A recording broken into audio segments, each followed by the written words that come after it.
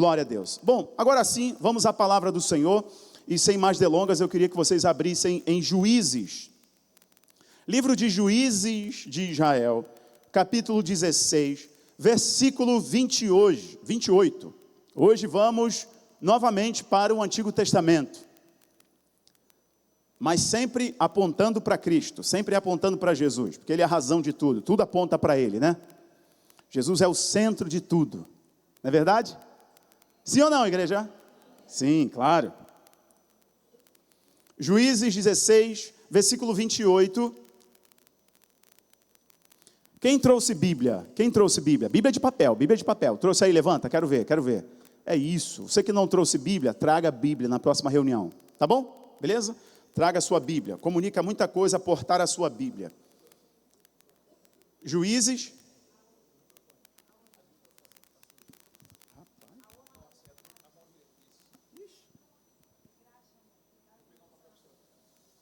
De onde foi isso? Tá vendo? Esse som. Você precisa ir, filho. Você precisa ir embora, filho. Juízes 16, 28. Enquanto vai chegando ali um lenço umedecido para eu me limpar aqui, que isso deve ser tinta ou graxa. Eu quero ler com você. E diz assim: E Sansão clamou ao Senhor e disse: Ó Senhor Deus, recorda-te de mim, rogo-te e me fortalece, rogo-te só mais esta vez, ó Deus, para que eu possa ser de uma vez vingado dos filisteus pelos meus 2 olhos. Irmãos, essa é a história de Sansão. Essa é a história mundialmente conhecida. Essa aqui também está, porque vocês não estão vendo. Obrigado. Você é um fofo. Ele falou para secar, pastor. Essa história é conhecida mundialmente e tem eco em várias culturas. Tem eco em várias culturas a história de Sansão. Todos nós conhecemos. Já assistimos muitos filmes da história de Sansão e Dalila. Sim ou não, igreja? Sim, estou igual ao Universal. Sim ou não? Desculpa, foi mais forte que eu. A história de Sansão, ela é bem conhecida. E ela fala muito conosco. Fala muito comigo. Porque Sansão revela o caráter de Israel. Sansão, a história dele não está à toa no livro dos Juízes de Israel. Não está aqui à toa. Sansão é um tipo de Israel. Então ele tipifica a nação de Israel. O livro de Juízes como um todo é uma sombra do Yahvé Tsidekenu, a justiça. O Senhor é a justiça. O livro de Juízes só aponta para juízes temporários, falhos, e sinalizava para o juiz perfeito que viria. E ele há de voltar para julgar todas as nações. Eu estou falando de Jesus. Então nós vemos no livro dos Juízes de Israel, juízes imperfeitos, falhos. Uns com caráter bem transitório, questão de poucos anos, 3 anos, 6 anos, 10 anos. Homens como Jefité, como Gideão, como Débora, que foram juízes de Israel, e o último juiz que foi Samuel. Samuel foi o último juiz. Ele era profeta e também juiz. Ele foi o último juiz porque ele consagrou o primeiro rei de Israel, encerrando o período dos regentes, que eram os juízes.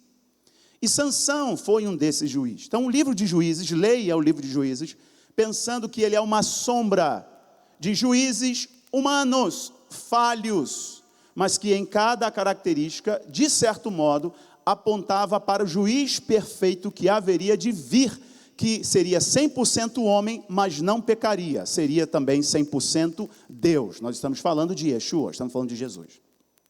Sansão é um tipo de Israel, um homem que, apesar da sua extrema habilidade, nasceu de modo milagroso. Irmãos, Israel é milagre. Aquele paísinho ali minúsculo, cercado de outras nações islâmicas, que tem em sua carta magna eliminar o Estado de Israel, matar os judeus, e Israel é uma potência econômica, Israel é uma potência militar, Israel é uma potência tecnológica. Um dos maiores lobistas do mundo são os judeus. Não tem como ninguém na face da terra ignorar que Israel é um milagre. Fala aí comigo, é verdade ou não é? Israel é um milagre, não dá para explicar. Não dá para explicar. Na guerra de independência, os inimigos vieram de todos os lados. Os árabes vieram de todos os lados. Israel, uma nação recém-formada, o povo mal organizado, um exército todo bagunçado, conseguiu vencer de modo milagroso. E os caras que trabalhavam na guerra, naquele período da Guerra da Independência, falavam que eles viam seres, angelicais lutando por eles. Isso aí é surreal. Israel é um milagre. Mas Israel é um milagre que, com muita constância, se prostituía. Olhava para as nações vizinhas e se prostituía. Abandonava a aliança com Deus. Esquecia o que Deus fez, o que Deus fazia, e acabava adorando aos deuses das nações vizinhas. Sansão é este tipo, de apesar de um nascimento milagroso, ele decidiu se prostituir. Ele decidiu amar as mulheres filisteias, dos povos que ele não deveria se aproximar, que eram os inimigos de Israel. Então, é um tipo de Israel, uma nação escolhida, mas com decisões erradas, ela acaba escolhendo as suas paixões e não Deus. E é por isso que o título da nossa mensagem de hoje, põe aí, por favor, o primeiro slide, pessoal. O título da nossa mensagem de hoje, põe aí. O primeiro. Deus ou as paixões? É uma decisão que precisamos tomar todos os dias. Eu quero refletir com vocês nesse nosso sermão de hoje. Ele vai ser um pouco mais expositivo, Porém, nós vamos entender exatamente este tema. Deus ou as paixões? Eu preciso escolher Deus todos os dias. Mas eu escolho Deus. Eu escolho ser amigo de... Eu escolho Cristo todo dia. Já morri para minha vida, agora eu vivo a vida de Deus. Então é uma escolha que a gente precisa fazer todos os dias. Escolher Deus ou as paixões. Sansão escolheu as paixões, porém, no final de sua vida, no último ato, no apagar das luzes, ele se arrependeu e provou da misericórdia de Deus. Então, este versículo que nós lemos aqui, registra as últimas falas do juiz de Israel, que era Sansão. Sansão, ele nos ensina muito sobre suas falhas e aponta para o juiz perfeito, como eu falei para vocês, que guiaria não só a nação de Israel, guiaria também os gentios, que somos nós, que cremos em Cristo, que não nascemos direto da videira, nós fomos enxertados. Nós fazemos parte da outra casa de Israel, daqueles dos gentios que creram, se tornaram filho de Deus por adoção. Você nasceu no nível do Espírito, se tornou filho de Deus por adoção. Vou te exemplificar isso para não confundir sua cabeça aqui. João capítulo 1, versículo 11, versículo 12, vai dizer assim: eu vim para os meus judeus, mas os meus não me receberam. Versículo 11. Versículo 12 entra: mas todos aqueles que me receberam e creram em meu nome, eu lhes dei o direito de se tornarem filhos de Deus. Aí entra eu e você. Não temos direito à herança por nascimento, por sangue. E eles, na época de Jesus, se orgulhavam disso. Nós temos por pai Abraão. Aí Jesus fala: até dessas pedras, Deus pode levantar filhos de Abraão. Eu e você, pô. Cremos pela fé. Não nos foi dado por sangue, por herança, mas em Cristo nos tornamos co-herdeiros. Então, sempre você precisa olhar para Jesus, porque tudo se resolve nele. Amém? Ok. Vamos olhar então para o início da história de Sansão, textualmente, para entendermos exatamente o que o Senhor quer nos falar. Nós lemos o versículo que fala do último momento, o último ato. Vamos ler de novo o último ato dele? Só para você guardar. Versículo 28 do capítulo 16. Manuseie a sua Bíblia aí, faça isso, eu espero por você.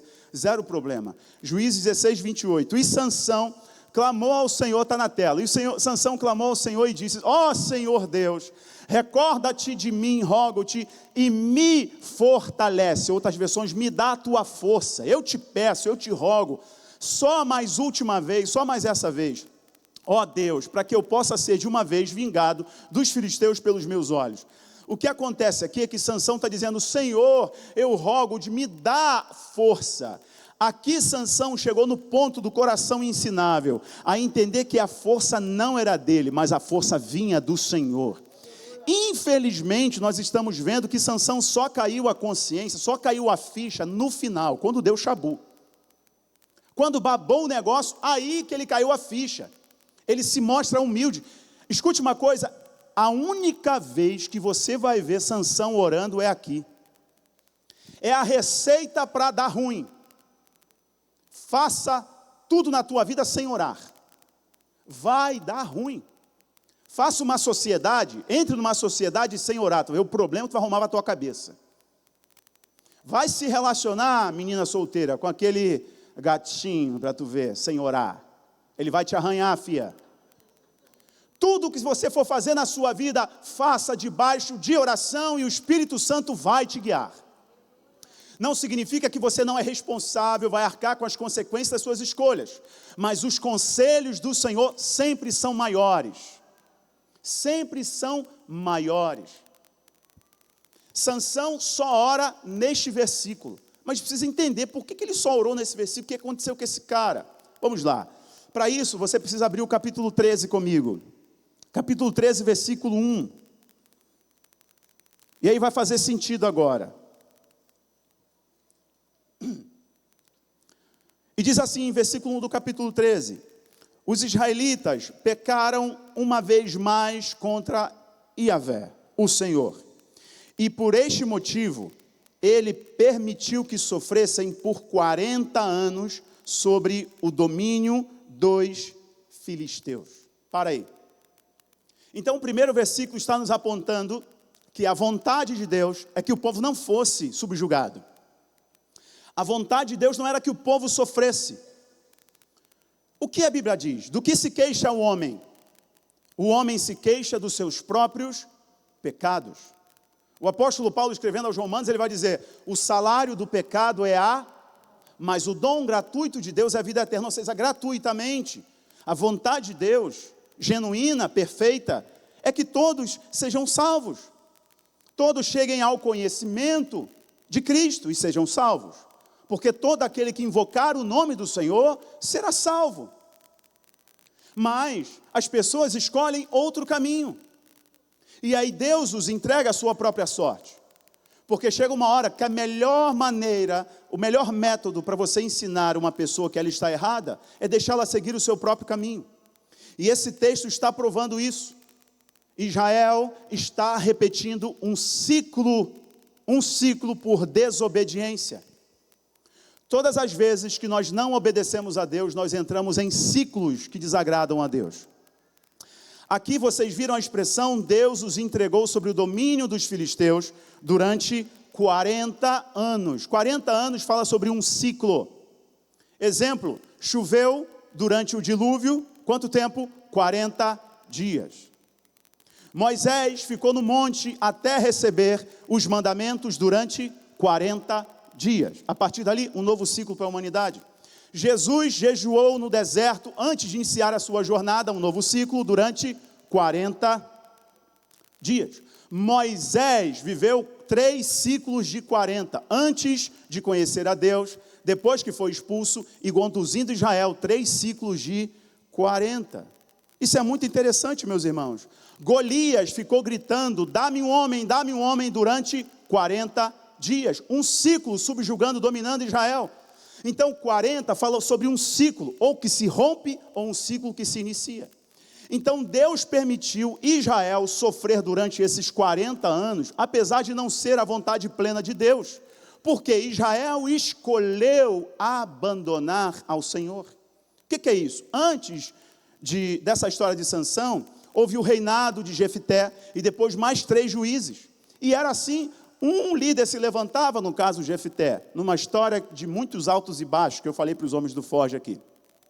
E logo depois 3 outros juízes se levantam e eles fazem o que era mal aos olhos do Senhor, abandonam a aliança com Deus, começam bem, empolgadaço, né? Começa bem, jejum, oração, eu vou para a igreja, eu só quero Deus, só quero amá-lo, eu só quero servi-lo. Aí a bênção vem, quando a bênção vem, Eu posso ir depois, eu posso fazer depois, eu posso orar depois, eu posso jejuar depois, eu posso perdoar depois. E você começa a entrar num distanciamento das coisas espirituais, vai se esfriando, e quando vê, você está longe da casa do Pai, e começa um ciclo de coisas erradas na sua vida, e você acaba culpando a Deus. Poxa, Deus, eu te servi. Na verdade, você está só se queixando, porque você sabe lá no fundo que você abandonou a aliança com Deus. Isso foi o que aconteceu antes de Sansão iniciar aqui a história de Sansão e começar aqui a trajetória de Sansão. Então Deus permitiu este ciclo porque Israel abandonou a aliança. Estamos entendidos? Ok. Então textualmente, versículo 2 vai dizer assim: havia um homem em Zorá, do clã da tribo de Dan, cujo nome era Manoá. Sua esposa não podia gerar filhos. É o versículo 2 do capítulo 13. Olha que coisa interessante. Israel, então, agora, está sofrendo durante quanto tempo? Quanto tempo na mão dos filisteus? 40 anos. Os filisteus vinham ali da ilha de Creta, o que a gente conhece hoje como ilha de Creta. Vinha dali, mais ou menos. Eles dominavam a navegação, manipulavam muito bem o ferro, tinham escudos poderosos.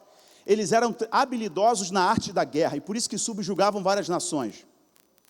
Por isso que subjugavam várias nações, até Davi se levantar. Davi foi aquele que deu aquela sapatada quase que final nos filisteus. Depois de Davi, o reino dos filisteus quase que não existe mais. Ok.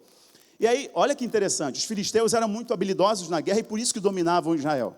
E olha o que Deus faz para poder encerrar esse ciclo. A quebra desse ciclo de vergonha, de ser subjugado, de ser escravo, de ser dominado, de ataques que dizimava homens, mulheres, crianças, dizimava a colheita, o povo passava fome. Então, com muita constância, os filisteus iam lá e destruíam tudo em Israel. 40 anos fazendo isso. Como que este ciclo termina? Existem ciclos que terminam com uma decisão humana para com Deus. Presta atenção nisso, é bem importante. Existem ciclos que se encerram de decisões humanas para com Deus. Porque Deus é um Deus de reação, presta atenção nisso. Ele diz assim, buscar-me-eis e me achareis quando me buscar de todo o vosso coração. Correto? Batei e abri-se-vos-á. Invoca-me e te responderei. Ou seja, Deus é um Deus de reação. Então você invoca e Ele te responde. Você busca e você o encontra. Você pede e você recebe. Batei e a porta se abre. O que ele está dizendo? Existem coisas que vão acontecer na sua vida quando você tomar a decisão correta. Outras coisas, outros ciclos vão ser quebrados, vão ser rompidos, quando Deus decide intervir na história. Exemplo, a cruz do Calvário foi uma decisão da terra para o céu, ou foi uma decisão do céu para a terra? Foi uma decisão do céu para a terra. É por isso que quando Jesus está crucificado, lá no monte do Calvário, a Bíblia diz que no seu último grito, quando ele diz, Pai, na tua mão eu entrego o meu espírito, existe um trovão, a escuridão, correto? E o que acontece lá no templo? O que acontece lá no templo, no Santo dos Santos? O véu se rasga, o véu era que nos separava da presença de Deus. O véu se rasga de baixo para cima ou de cima para baixo? O véu se rasga de cima para baixo, porque não era obra da terra para o céu, era obra do céu para a terra. Deus decidiu, Deus planejou, antes da fundação do mundo, entregar o Filho para morrer pelos nossos pecados. Então, Ele decidiu quebrar o ciclo, e Ele falou isso para a gente em Gênesis, quando Ele olhou para o diabo e disse, virá um, nascido de mulher, você vai ferir o calcanhar dele, mas ele vai esmagar a tua cabeça. Ali, Deus estava anunciando o que Ele planejou antes da fundação do mundo. Então, a salvação, a intervenção de Deus para que possamos ser filhos, é do céu para a terra. E aqui vocês vão ver que mais uma vez era apontar para uma intervenção de Deus lá no futuro, que seria Jesus. E aqui vocês vão ver Deus quebrando o ciclo por uma intervenção divina, intervenção dEle. Aí vocês vão ver o seguinte, versículo 2. Havia um homem em Zorá, do clã da tribo de Dan. Se você conhece um pouco da história das tribos de Israel, você já começa a dar glória a Deus aqui. Porque Deus decide intervir do modo mais improvável. Deus decide intervir, mudar a história, quebrar ciclos, destruir o jugo, quebrar correntes, envergonhar os inimigos do modo mais insignificante. Deus trabalha desse jeito, Ele não escolhe o mais bonito, Ele não escolhe o mais habilidoso, Ele não escolhe o mais forte, Ele não escolhe o mais preparado, Ele escolhe aqueles que são irrelevantes, aqueles que não teriam direito, aqueles que naturalmente não seria possível eles vencerem uma batalha, e Ele levanta para mostrar que Ele é Deus. E mais uma vez vocês vão ver Deus intervindo, mas escolhendo os insignificantes. A tribo de Dan, ela teve dificuldade de se estabelecer na divisão dos territórios, porque era uma tribo insignificante. Era uma tribo muito pequena. Então Deus, que tem um plano perfeito para quebrar a mandíbula dos inimigos, decide escolher os insignificantes. Eu estou me identificando aqui, irmãos. Porque não era para mim. Eu não era merecedor. Eu não era digno de nada. Ainda assim, Ele depositou sobre mim a sua graça e a sua misericórdia. E Ele está fazendo isso aqui agora. A tribo de Dan era mais insignificante. Então pode marcar aí, ó. Não está aqui na Bíblia à toa. Deus começou o seu plano, mas olha, Ele deu um tom aqui, né? Para os seus filhos entenderem. Ele escolheu alguém da tribo de Dan. Um homem de Zorá. Olha só, sabe o que é Zorá? Zorá era uma cidade que era limítrofe, divisa com os filisteus. Era a vila que estava sempre sendo atacada. Então Deus estava escolhendo alguém completamente improvável. Me ajuda agora, em nome de Jesus, eu vou pedir isso só mais 5.000 vezes até o final do culto, tá bom? Olha para o irmão que está do teu lado aí, olha para ele. E fala assim para ele: você é um improvável. Olha para outra pessoa e fala para ela: você é um improvável. Deus quer fazer algumas coisas através de sua igreja. Deus quer fazer algumas coisas nesse país através de sua igreja, e a sua igreja não percebeu ainda o que Ele é poderoso para fazer, porque a igreja está buscando recursos desse mundo para fazer a obra. A igreja está esquecendo que Deus é poderoso para fazer surgir o que não existe.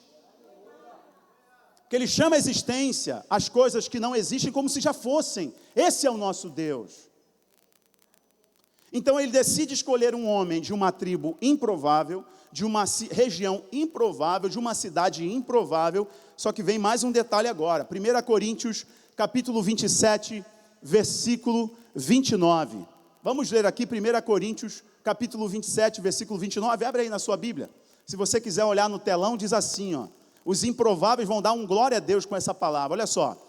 1 Coríntios 1, 27, 29. Mas Deus escolheu as coisas loucas deste mundo para confundir, e Deus escolheu as coisas fracas deste mundo para confundir as coisas que são... Opa, eu estou me identificando aqui. Deus escolheu as coisas vis deste mundo e as coisas que são desprezíveis, sim, as coisas que nada são, para aniquilar a nada as coisas que são, para que nenhuma carne se vanglorie em sua presença. Tem algum improvável aqui que pode levantar a mão, dar um glória a Deus?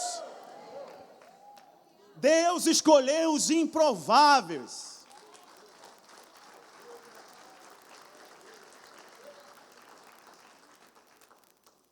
A graça é o favor não merecido, que tira do lugar desfavorável as pessoas que não tinham condição e os torna improváveis filhos de Deus.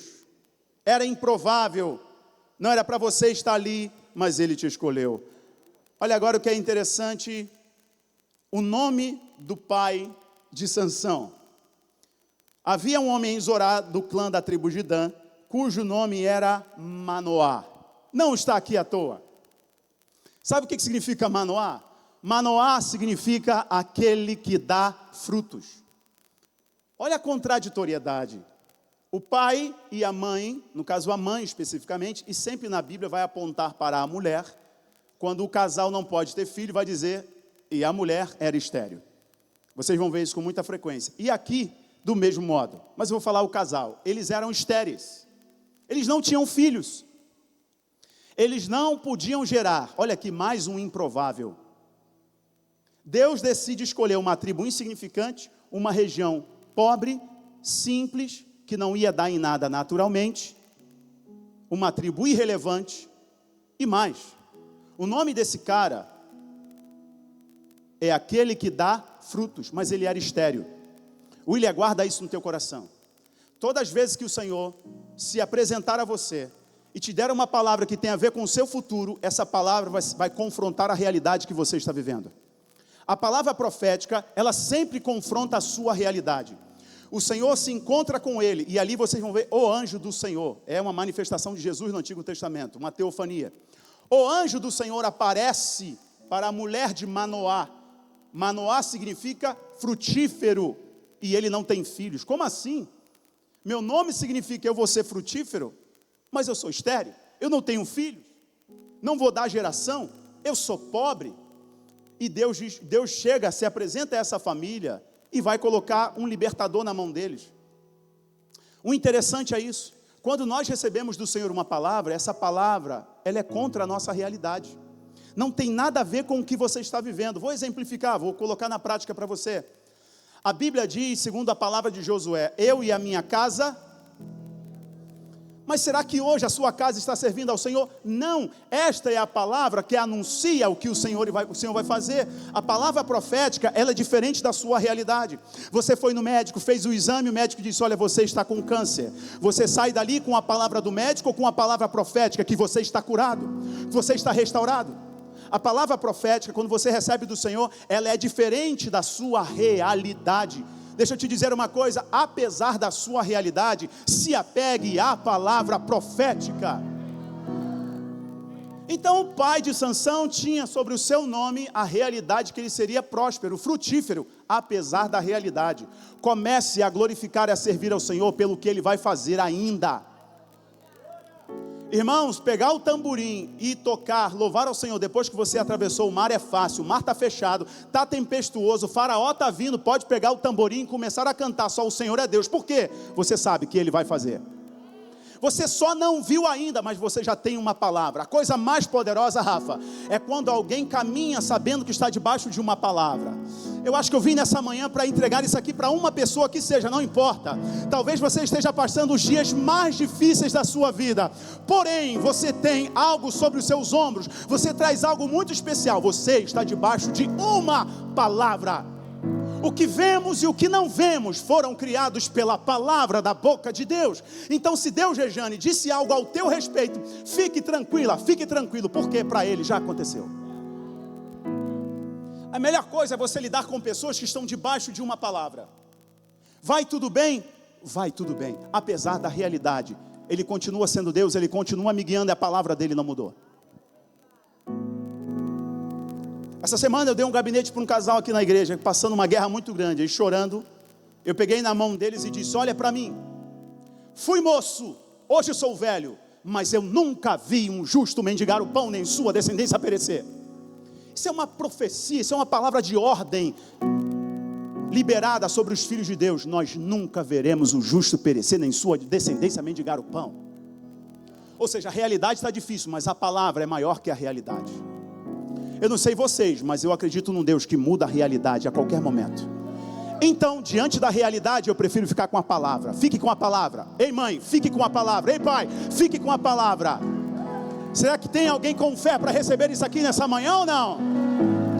Fique hoje com a palavra. Eu prefiro ficar com a palavra. Manoá, então, significa homem frutífero, homem próspero. E ele não tinha filhos, até que o Senhor deu uma palavra a ele e muda a realidade. Versículo 3. Certo dia, o anjo do Senhor apareceu a essa mulher e lhe anunciou: tu és estéril e não tivestes filho, contudo conceberás e darás à luz um filho.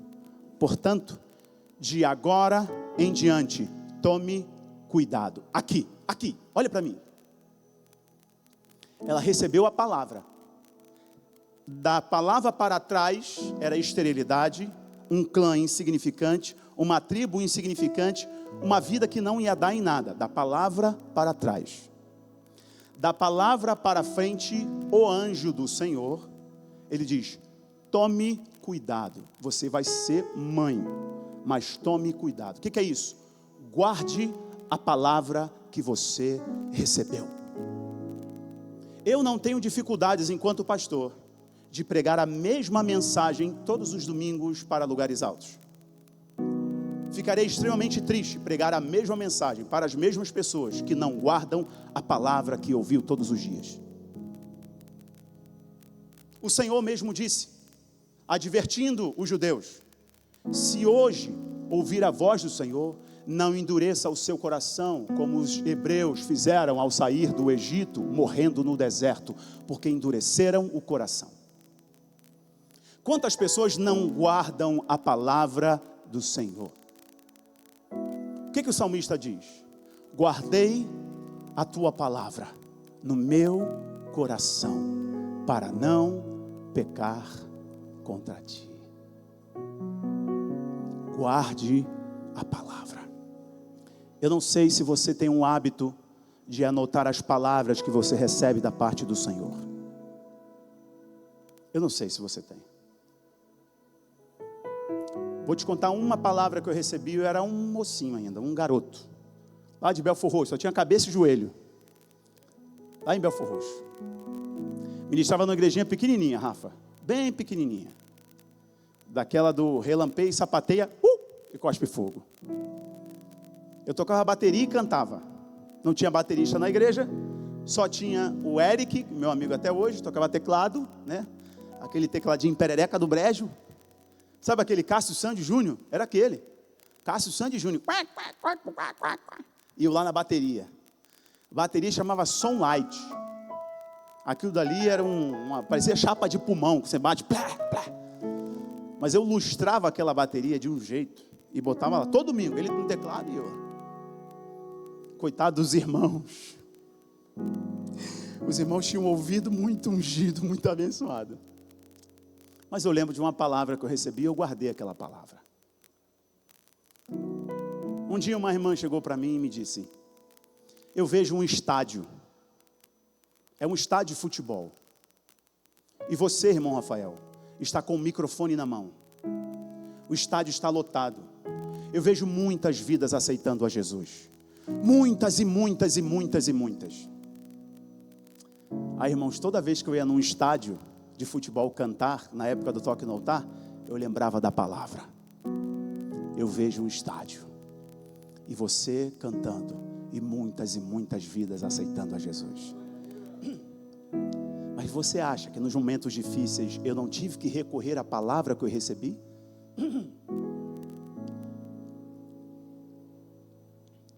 Lamentações de Jeremias.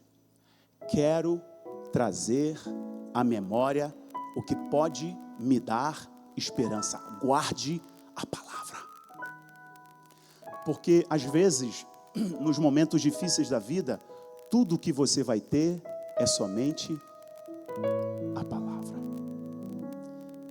E a palavra te basta. Ela te basta. Deus não vai te entregar outras coisas se você não aprender a guardar as coisas que Ele já te deu, que Ele já falou com você. Está na hora de você tirar da sua vida tudo que está impedindo você de guardar essa palavra. As pessoas hoje não têm dificuldade de ouvir o Evangelho, não têm dificuldade de ouvir a palavra. Liga a rádio, tem alguém pregando. Liga até o Netflix, tem alguém pregando. E que bom que tem alguém lá pregando. Posso não concordar com a teologia dele, mas que bom que tem alguém pregando. Aleluia. A dificuldade é que as pessoas não guardam a palavra. É como um homem que olha no espelho a sua imagem. Passado pouco tempo, ele esquece. Aí precisa sempre recorrer. Sempre recorrer. Aí é um monte de crente carregando bengalas. Bengalas. Crentes amarrados, manietados. Tudo porque não aprenderam a guardar a palavra que já ouviram da parte do Senhor. Deus tem muitas coisas para fazer na sua vida e através da sua vida. Mas você precisa aprender a preservar, guardar com cuidado a palavra que você recebeu dele. E o anjo vai dizer para ela, versículo 4: darás à luz a um filho, explicando, não beberás, não fará isso, não fará aquilo outro, não fará aquilo outro. Ele será um nazireu. O menino será um nazireu, será consagrado desde o ventre. Desde o ventre, Sansão seria com o sagrado. Olha que coisa interessante aqui. Os filisteus e o propósito de Deus. Deus tinha um propósito e decidiu levantar Sansão para este propósito. Do céu para a terra, Deus tinha um plano, decidiu levantar Sansão para este plano. Os filisteus representavam o mal, a personificação do mal. Hoje nós podemos falar que é o trabalho do enganador, do adversário das nossas almas. Então Deus levantou um homem para acabar com este ciclo de opressão deste povo que representava o mal. Mas este povo só iria vencer este símbolo do mal, que eram os filisteus, se eles preservassem a aliança com o Senhor. A mãe de Sansão recebeu um anúncio do céu, dizendo que Sansão iniciaria a destruição dos filisteus. Então Sansão começaria o que Davi terminaria. Começaria em Sansão. Essa obra de destruição dos filisteus, vocês vão ver isso no versículo 4, no versículo 5 e assim por diante. Olha que é interessante, Sansão recebeu uma unção, um poder para. Unção não é rodopiar. Unção não é falar pega no churi e canta. Unção não é isso. Unção não é, eis que te digo. Isso não é unção. Isso não é unção, irmãos.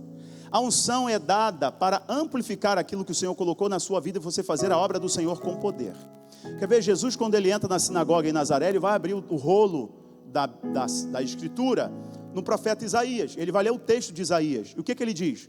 O Espírito do Senhor Deus está sobre mim e Ele me ungiu para, aqui, Ele me ungiu para. Então unção é um poder para fazer a obra. O anjo, quando aparece a Sara, mulher de Abraão, diz para ela assim, você receberá poder para gerar. Então a unção me habilita para fazer a obra do Senhor. Unção não é você sentir o Espírito Santo e um chora, o outro se arrepiam, o outro já querem dar um telefonezinho sem fios, quer dar um rabo de arraia, quer fazer um Daniel Sânia. Tem uma galera meio doida aqui, gosta de fazer. Não tem um cara aí que fala, Yá! Ele não tem, que ele entrega uma revelação e fala, Yá! Tem um maluco aí. Eles acham, traduzem isso como unção. Não, não é.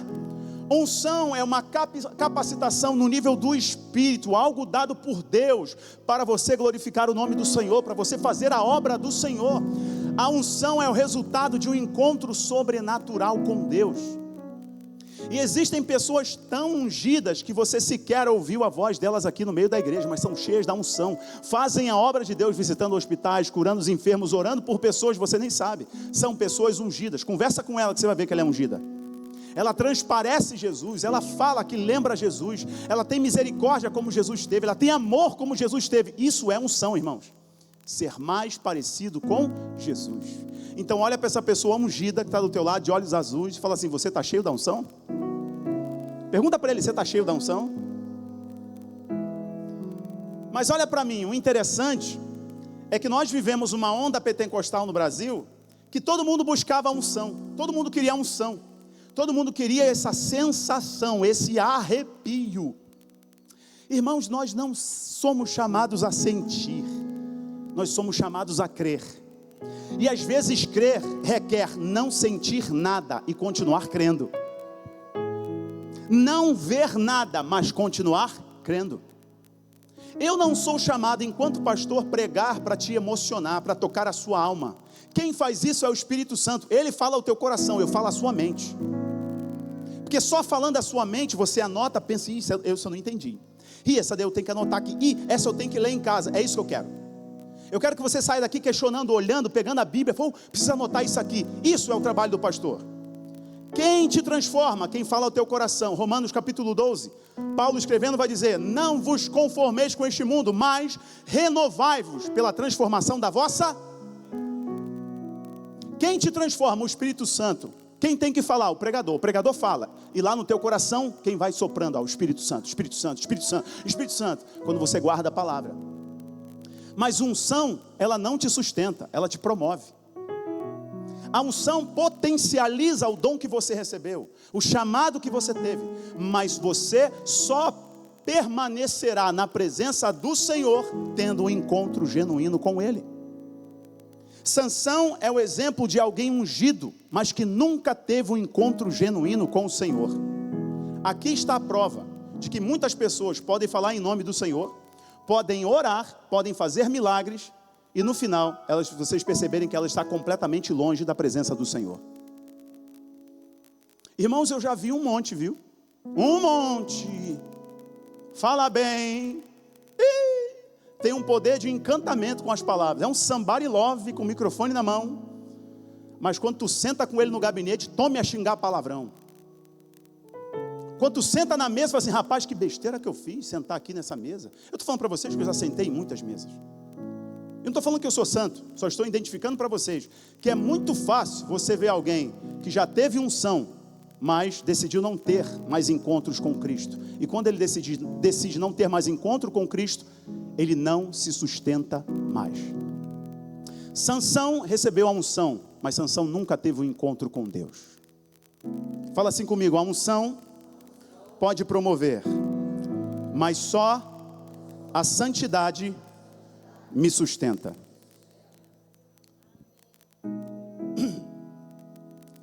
Leia comigo, por favor, o versículo 1 do capítulo 14. Dá um pulo aí.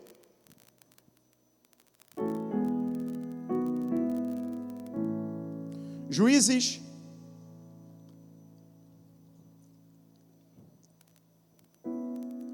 13, 24. Vamos no 24 primeiro. 13, 24, vai lá. Versículo 24. Diz assim, do capítulo 13. Tempos depois, a esposa de Manoá deu à luz a um filho. Depois que o anjo disse, olha, você vai gerar, mas cuidado, guarde a palavra, ele vai ser um nazireu e etc. E diz assim, tempos depois, a esposa de Manoá deu à luz a um filho. E pôs nele o nome de Sansão. E o menino cresceu, e o Eterno, o Senhor, muito o abençoou. 25. Sansão estava em Mané-Dan, no acampamento de Dan, entre Zorá e Estaol, quando começou a sentir que o Espírito do Senhor o dirigia. Agora lê o versículo 2 do 14. Retornou para casa e solicitou a seu pai e sua mãe. Reparei uma menina jovem entre as filhas dos filisteus. Peço-vos que a tome por esposa para mim. Olhem aqui para mim. Do versículo 24 do capítulo 13, vocês vão ler que o Senhor abençoava o menino. Enquanto a palavra de Deus não se cumpre, a responsabilidade de fazer cumprir a palavra é 100% de Deus. Quando é do céu para a terra, a palavra é dele, ele vai cumprir. Quando o anjo diz, você vai ter um filho, a responsabilidade era de quem? Era de Deus. Porque foi Deus que disse que a estéril teria um filho. Sim ou não, irmãos? Ela não podia ter filho, e o anjo disse, você vai ter um filho. Então de quem era a responsabilidade?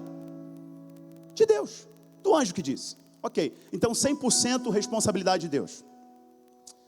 Quando o menino nasce, ele é um menino, ele é uma criança, e vocês vão ver no versículo 24, e o menino crescia. Menino aqui é Yeled, a palavra hebraica para criança, vulnerável, criança, está amamentando, por aí, ele é uma criança, e vocês vão ver, e o Senhor o abençoava. Então, enquanto era só palavra, 100% Deus, e quando ele nasceu, 50% Deus, 50% dos pais, porque Deus disse, guarda a palavra, cuidado, você recebeu a palavra, você vai ter um filho, mas guarda ela. Significa, Deus disse que eu vou viver um milagre, então a responsabilidade agora também é minha. O menino nasceu e Deus o abençoava, e os pais o guiava ele no caminho, ensinava ele no caminho. Presta atenção no raciocínio aqui, o que o texto está dizendo. Então, enquanto é só palavra, 100% Deus.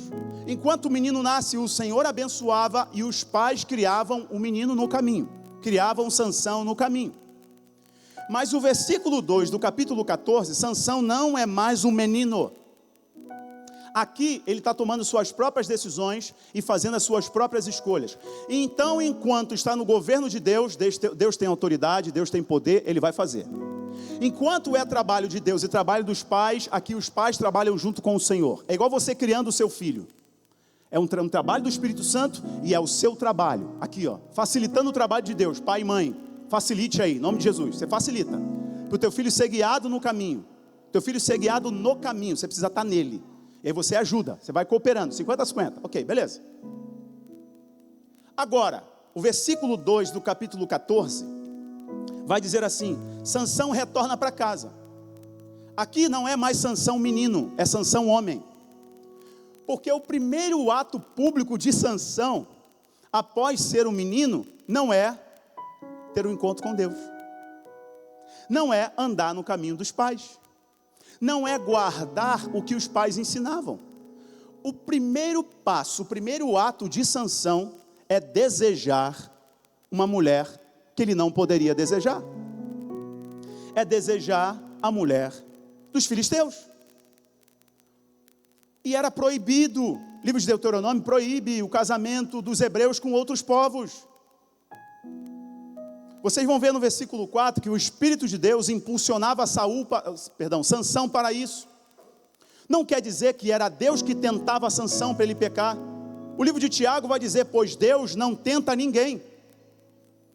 O Espírito de Deus utilizou Sansão para o seu propósito. Não significa que Deus induziu Sansão para ele gostar das filisteias. Gostar das filisteias, casar com as filisteias, foi decisão de Sansão enquanto homem. Significa que, presta atenção, significa que, enquanto é palavra de Deus, 100% no controle de Deus. Enquanto nasceu, é menino, Deus abençoa e tem um trabalho dos pais. Agora, enquanto é homem, a responsabilidade é tua. A decisão era de Sansão. E quando ele deveria tomar a decisão, ele escolheu não Deus. Ele escolheu não o que os pais ensinavam. Ele escolheu os filisteus. Ele escolheu a mulher que ele não poderia desejar. Ele escolheu não a presença de Deus, mas ele escolheu o povo vizinho que os oprimia. Vocês estão me entendendo, sim ou não, irmãos? Ok, perfeito. Agora preste atenção nisso porque é bem importante. O menino crescia abençoado. Deus, quando ele dá uma palavra, ele vai te sustentar. Eu acho que eu preciso reforçar isso. Deus, quando ele te chama, ele vai te sustentar. Essa igreja está de pé, eu tenho que dar um testemunho palpável para vocês. Para isso aqui estar de pé, é porque nós recebemos uma palavra de Deus. E em 30 dias o Senhor enviou os recursos, aqui foi levantado. Irmãos, Ele garantiu. Pega esse jargão aí, porque é um jargão. Para onde Deus aponta, Ele paga a conta. Ele apontou, Ele vai pagar, porque a palavra dele, Ele não é homem para mentir, tampouco filho do homem para voltar atrás naquilo que disse, naquilo que prometeu. Então Ele vai garantir. Então o Senhor abençoava Sansão. Agora, pastor Rafael, por que Sansão, quando ele se tornou um homem, por que ele foi escolher logo os filisteus? Por que ele foi escolher uma mulher pagã? Uma mulher que não tinha aliança com Deus? Por que ele foi escolher uma mulher do povo que representava, personificava o mal? Por quê? Porque ele não viveu o que os pais viveram. Capítulo 13, versículo 20. Abra sua Bíblia, eu falei que seria expositiva. Eu preciso que você leia comigo para entender. Capítulo 13, versículo 20. Sansão não viveu isso daqui, ó. 13, 20. Quando as chamas se elevavam do altar, Manoá e sua mulher observaram o anjo de Yahvé subindo ao céu em meio às labaredas. Ou seja, eles fizeram um sacrifício para Deus. E quando eles queimavam o sacrifício no altar, o anjo do Senhor subiu aos céus, no meio da fumaça. Imagina a glória que estava ali, irmãos. Olha só. Imediatamente, o pai e a mãe de Sansão caíram de joelhos com o rosto no chão. Ou seja, eles viram a glória de Deus. Isaías, quando viu isso daqui, ele diz: quem sou eu? Eu habito no meio de um povo de impuros lábios. Quem sou eu, Senhor? É isso aqui, ver a glória de Deus. Eu vou morrer. E é isso que acontece. Olha o versículo 21. Desde então, o anjo do Senhor nunca mais apareceu a Manoá nem a sua esposa. E ficou claro para Manoá que aquela figura humana era o anjo de Yahvé. Versículo 22. Aí diz assim, ó: certamente morreremos, exclamou Manoá, a sua mulher, porquanto vimos a Deus.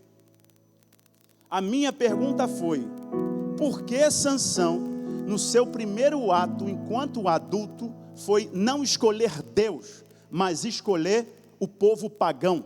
Porque Sansão não viu o que os pais viram. Sansão não contemplou a glória que os pais contemplaram.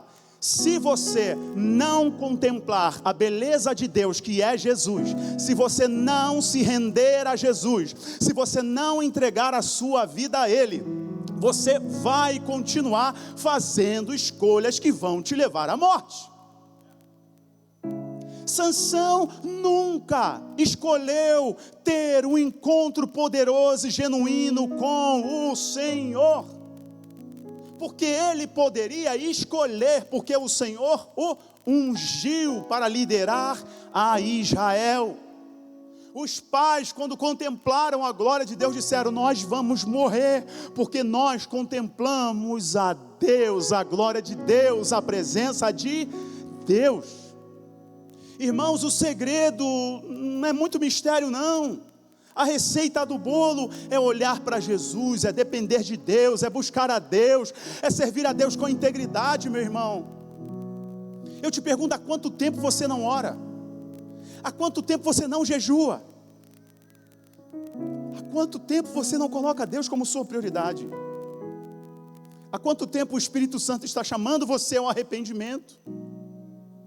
Há quanto tempo o Senhor está chamando você para uma vida no secreto? E você foge, dando as desculpas mais esfarrapadas possíveis. Eu não estou pronto. Quem está? Eu estou pronto? O irmão do teu lado? Você não está percebendo, você está caminhando para o abismo, ao não fazer a escolha certa, que é Deus. Há quanto tempo você não chora na presença do Senhor? Essas coisas, irmãos, ainda são as mais importantes para o crente. Hoje nós temos telão, hoje nós temos luzes, hoje nós temos internet, hoje nós temos transmissão online, mas as histórias mais poderosas são aquelas que não tem nem luz, o chão é batido, não tem telão, não tem bons músicos, tem o que? Tem lágrima, tem paixão, tem a percepção que sem Ele a gente não consegue. Ai, irmãos, o que sustenta você não é o que te arrepia, mas é o que te mata. Eu não vou filosofar. O que sustenta você é você decidir morrer todos os dias na presença de Deus. Deus mata a minha carne. Senhor, me ajuda porque eu sou falho, Senhor. Me sustenta, Senhor, porque eu sou fraco. Irmãos, quanto mais vocês forem vulneráveis ao poder do Espírito Santo, mais Ele unge vocês, mais Ele fortalece vocês, menos vocês caem. Essa nossa geração, eu preciso falar isso enquanto pastor de vocês. Eu amo isso daqui, irmãos, eu amo estrutura. E precisamos ter. E se tivermos condições, vamos colocar estrutura. Mas a igreja Lugares Altos precisa aprender. A estrutura não sustentará esta obra. O que sustenta, joelho no chão, oração, jejum, dependência, clamor, lágrima, paixão. Irmãos, essa igreja nasceu para isso. Se você não se identifica, Deus te abençoe, procure outra, está tudo certo. Mas aqui tem que vir de uma decisão do coração. Sem o Senhor Jesus nós não prosseguiremos. Senhor, nós não aceitamos fazer nada grande sem o Senhor. Eu prefiro as pequenas coisas e insignificantes aos homens, mas de joelhos aos pés do Senhor. O que a Bíblia está nos ensinando, que no primeiro ato do homem não é Deus. Não é Deus. Irmãos, o testemunho Quantos de vocês vivem de testemunhos? Estão sempre ouvindo testemunhos. Está na hora de você ter o seu. Está na hora de um dia você me abraçar ali e falar: pastor, eu era viciado. Eu vou falar: glória a Deus, porque era.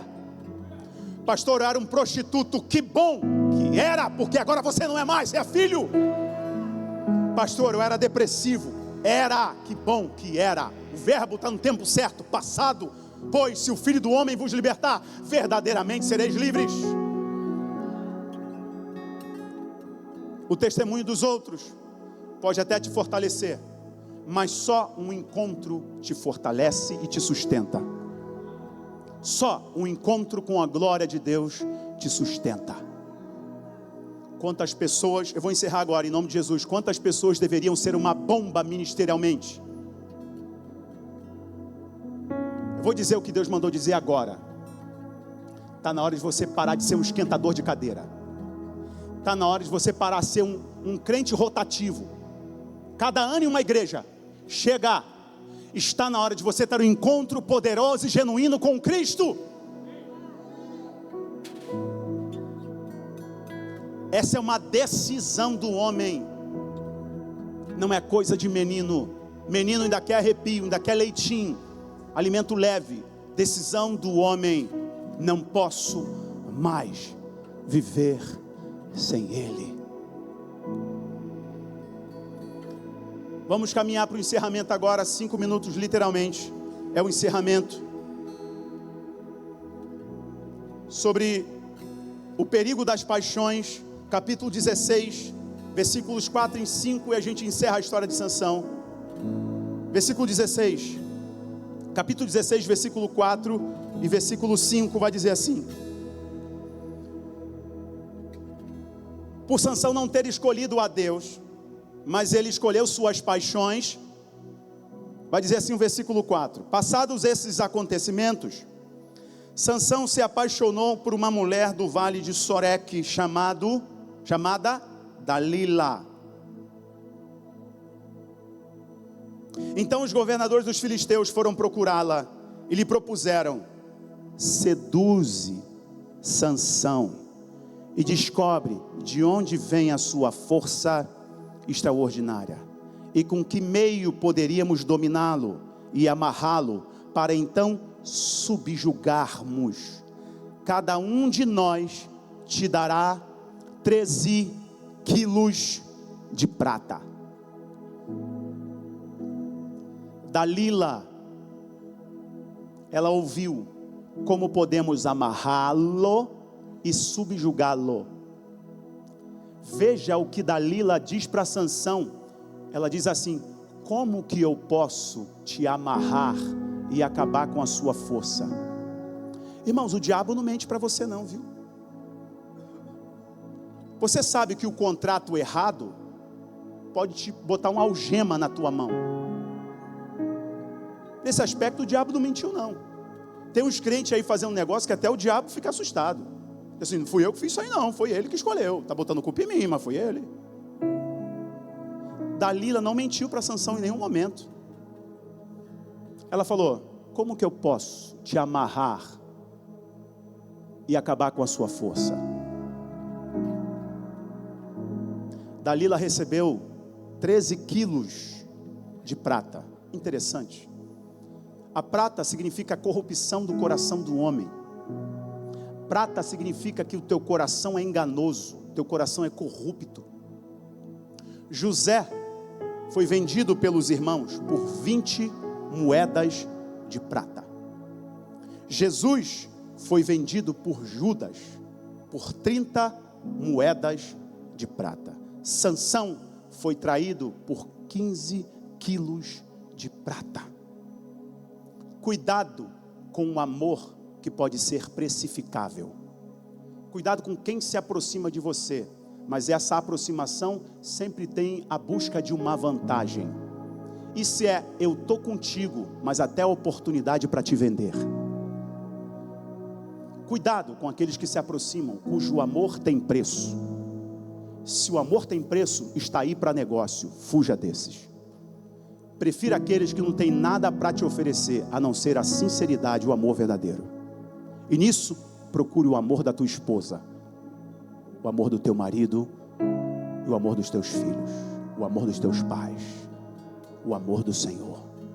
Vocês estão comigo, sim ou não? Como foi o processo de queda de Sansão? Dalila usou um processo emocional para convencer Sansão. 4 etapas Dalila usou para convencer Sansão.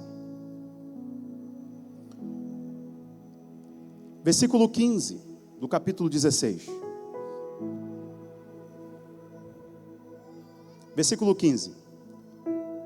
Protestou então Dalila, aspas, como pode dizer que me amas, se o teu coração não está comigo?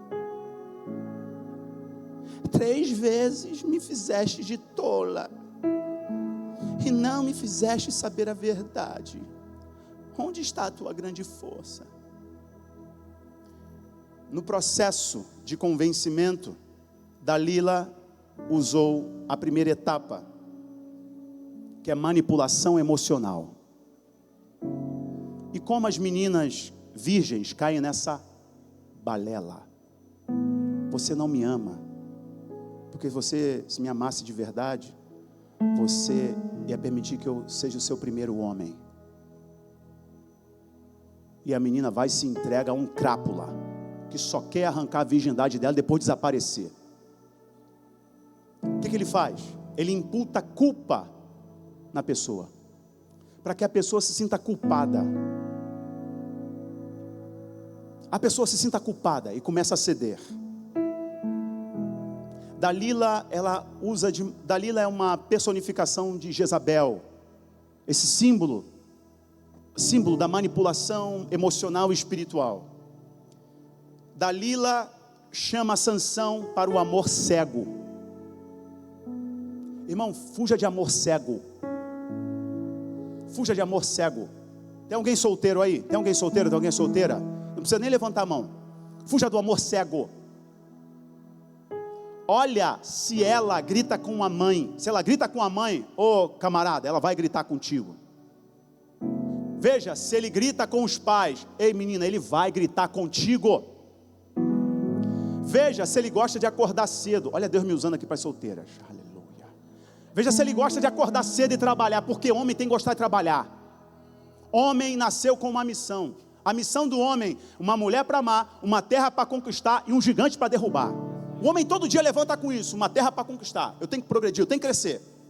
Eu tenho uma mulher para amar, eu morro por ela. Nenhum homem aqui foi chamado para morrer pela igreja. Jesus morreu pela igreja. O homem é chamado para morrer pela sua esposa. Amai as vossas esposas como Cristo amou a igreja e deu sua vida por ela. Você dá sua vida pela sua mulher. Pela igreja, Cristo deu a vida. Então você, homem, menina solteira, menina, se ele está trabalhando por uma causa, se ele sonha, se ele quer crescer, está aí, elemento número 1. Ele ama a Deus, ele serve a Deus. Opa, elemento prioritário, ele ama a Deus. Se ele ama a Deus, ele vai me amar. Se ele não ama a Deus, ele vai me amar?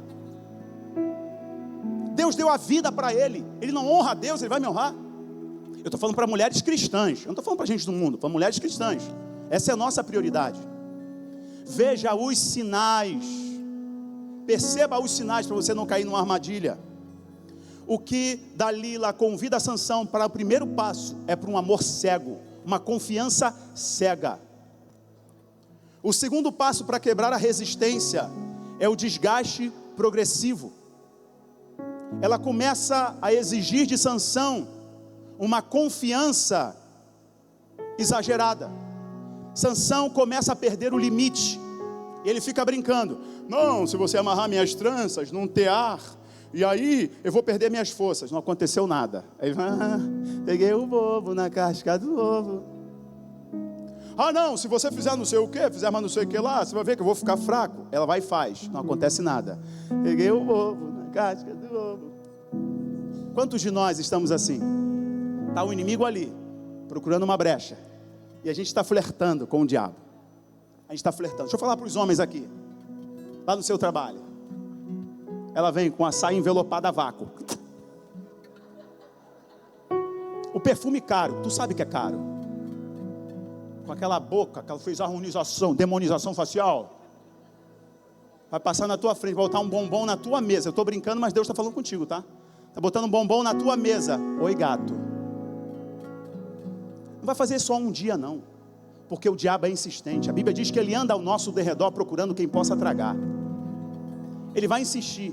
Quando você resistir, fala, nossa, como você é indelicado, você é insuportável. Ele vai imputar culpa a você para você ceder. É tática do diabo para te manipular emocionalmente.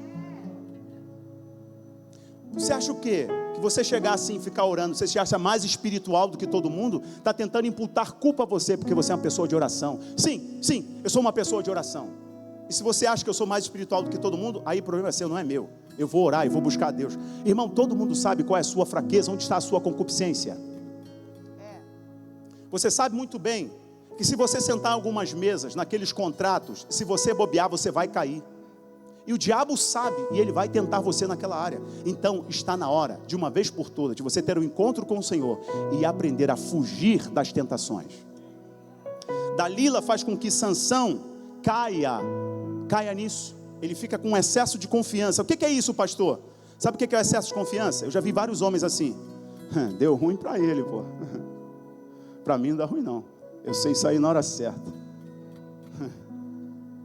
Irmão, saio daqui, vou lá e faço e está tudo certo, entendeu? Por quê? Apaga as mensagens do WhatsApp, pô. Entendeu? Porque dá ruim para todo mundo, para mim não. Sabe o que é isso? Você já caiu no orgulho e não sabe. Essa é uma palavra de livramento para alguns homens, para algumas mulheres. Excesso de confiança foi o que Dalila gerou nele. O último passo é a exposição total. A pessoa foi manipulada até que ela se expõe completamente. Aí Dalila diz: como que eu posso acabar com a sua força? Ela está dizendo: como que eu posso destruir você? Ele vai e diz: é só você cortar o meu cabelo. Ela vai e faz isso. Aí entra o versículo 28, o versículo 30. Sansão tem um cabelo cortado. Sansão tem os 2 olhos furados. Ferem os 2 globos oculares de Sansão. Está cego. Enfiaram uma lança no globo ocular dele. O juiz virou palhaço. Amarram ele e arrastam ele pela cidade. Levam Sansão até o templo de Dagon. Dagon é aquele ser híbrido, meio homem, meio peixe, meio dragão. Colocam Sansão no templo de Dagon. E eles cantavam, diz os historiadores: onde está a tua alegria, Sansão?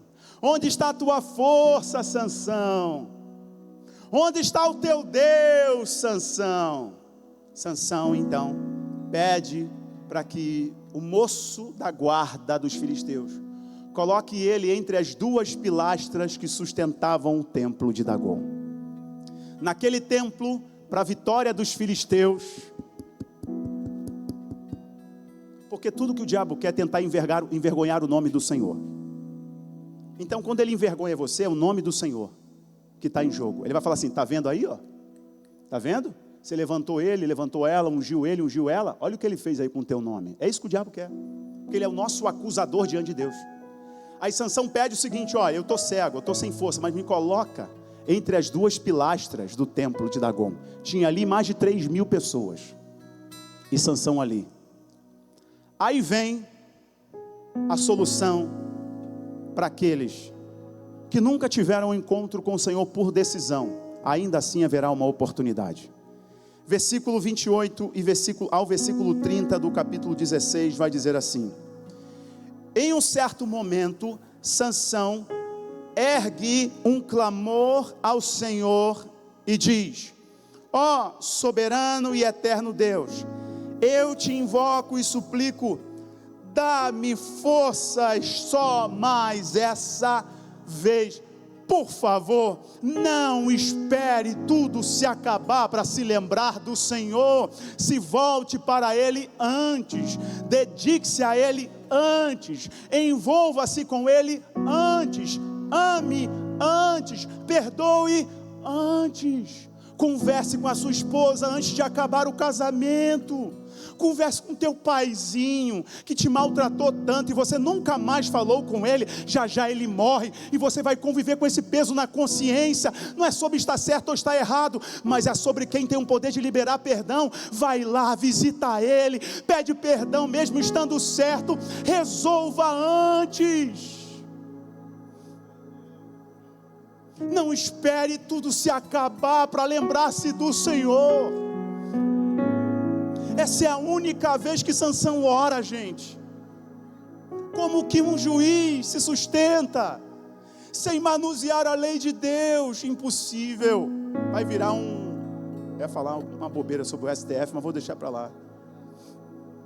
Como que um crente se sustenta? Meus irmãos, estou apelando à consciência de vocês hoje. Como nós nos sustentaremos sem buscarmos ao Senhor como nossa prioridade? Só nos restará clamar por socorro toda hora, porque sempre vai estar dando BO. Então corre para Ele antes.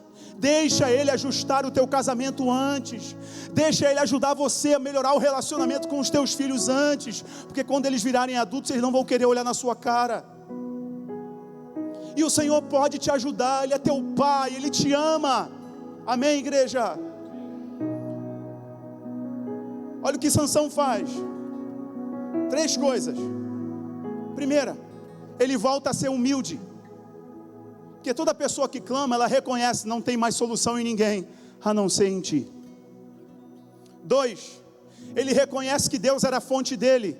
Ele pede: Senhor, não devolva a minha força. Ele diz: me dá a força. É diferente, porque se ele diz devolve a minha força, ainda tem orgulho. Ele está dizendo: Senhor, me dá aquilo que eu perdi.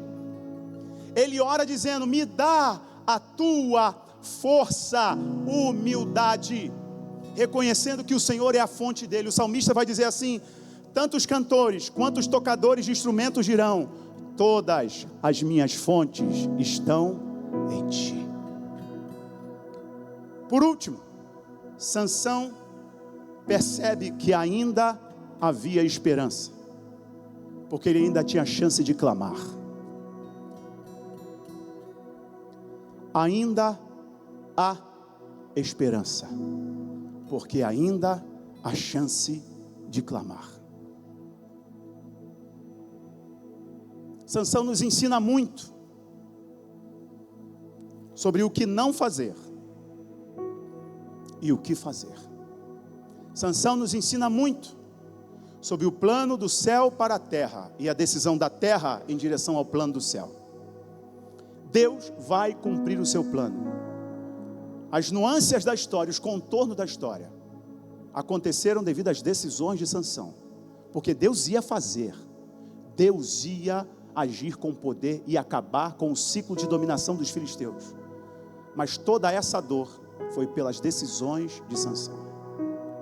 Deus te trouxe aqui nessa manhã para você decidir hoje, clamar agora, buscar agora, reparar as brechas agora, se aproximar dele agora, amá-lo agora, porque ele te ama, ele quer ver você bem, ele é teu Pai. Depois disso, irmãos, Sansão recebe força do alto. Ele empurra as 2 colunas do templo. Pá! A Bíblia diz que o templo inteiro desaba. Bum! E tem um registro ali, as últimas palavras: e Sansão matou mais filisteus do que em toda a sua vida. Um homem que carregava as portas da entrada da cidade nas costas, teve que ficar fraco para entender que Deus era a sua única força. Não espere perder tudo para reconhecer a Deus como a sua fonte. E Ele não quer que você perca tudo. Ele quer que você fique bem. Ele quer que você o conheça. Ele quer que os seus dias sejam bons. E Ele é teu Pai que quer te ajudar nessa manhã. Eu gostaria muito de orar por vocês diante dessa palavra. Se coloque de pé em nome de Jesus.